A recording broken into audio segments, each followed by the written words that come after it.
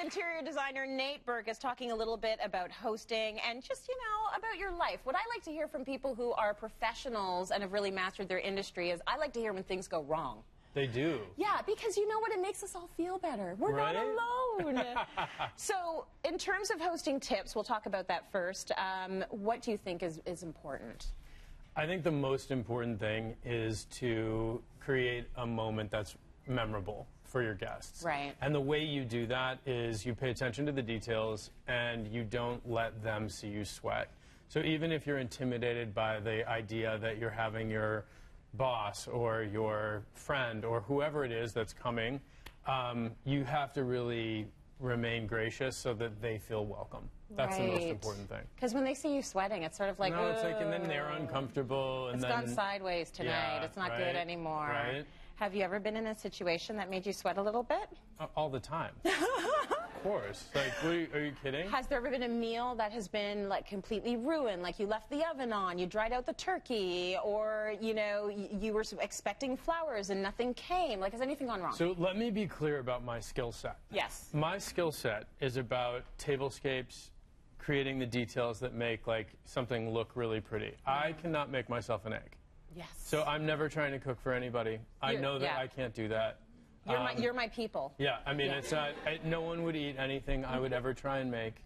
Yeah. Jeremiah, my husband, is amazing at it, though. He really actually can do almost anything in the kitchen.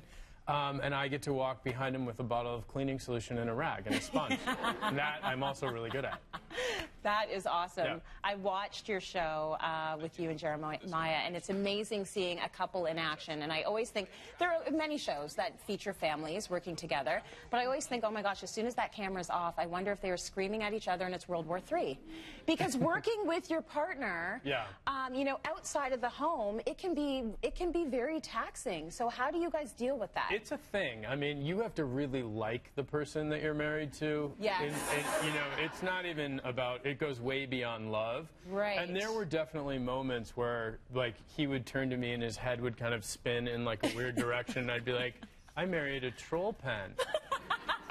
But we, you know, we come at our relationship from a place of admiration. Yeah. There's not one right way to design an event. There's not one right way to design a room. Yes. The best interiors are the interiors where somebody took a chance and experimented, and I've always believed that. So even though I wanted to always be right, Jeremiah and I would argue about different ideas, but I was always open to what his interpretation of a floor plan would be, or a fabric, or an idea, and he was also open to mine. I noticed that about both of you. So you'll push it to a certain extent. We do, yeah. Because you know what you like and you like what you like. I'm like that with my husband, but then you're also willing to be gracious and say, all right, let's give it a try. For sure. I mean, my let's try it your way and let's see it fail. Absolutely. And, yeah, exactly. Let me see you go down in colossal flames on national television, and then everyone will know that I'm the one with the real talent. Right. Yes, and that you don't have any.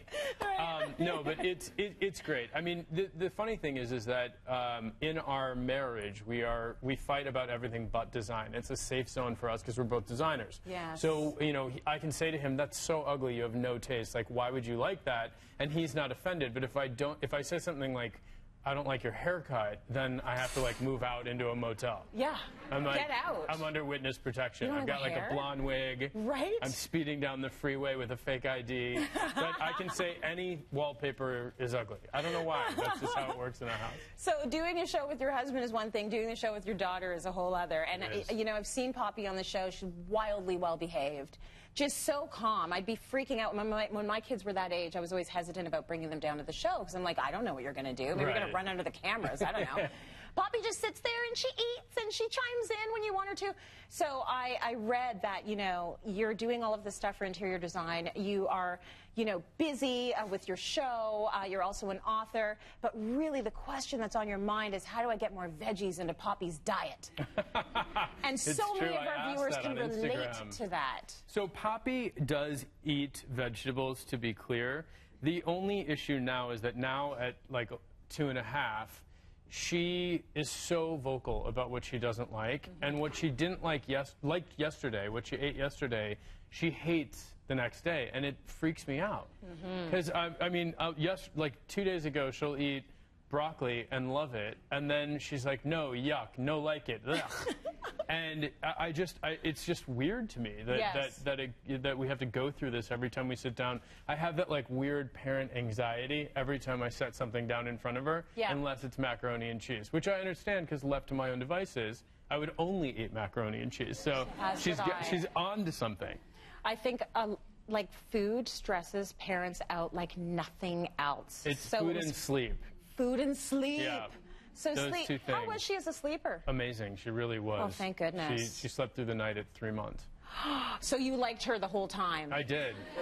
Well, like right from birth? Yeah, like pretty much. Wow. I'm waiting. I think we're probably going to be paid back at like age 15. Maybe not. So no, I'll come back here. You'll be all over the world at that point, but I'm going to find you, and I'll look like I'm 700 years old, and I'll be like, why didn't you tell me? We sat down, we had a nice conversation. You could have warned me.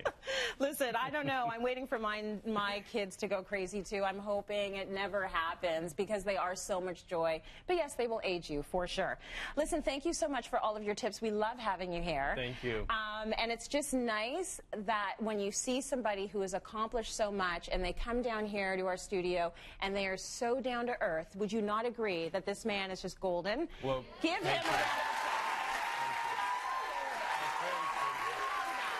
Love you. You come back anytime. Thank you. We'd love to have you. I'm going to drop my daughter off when she's 15. We'll see how you like me then.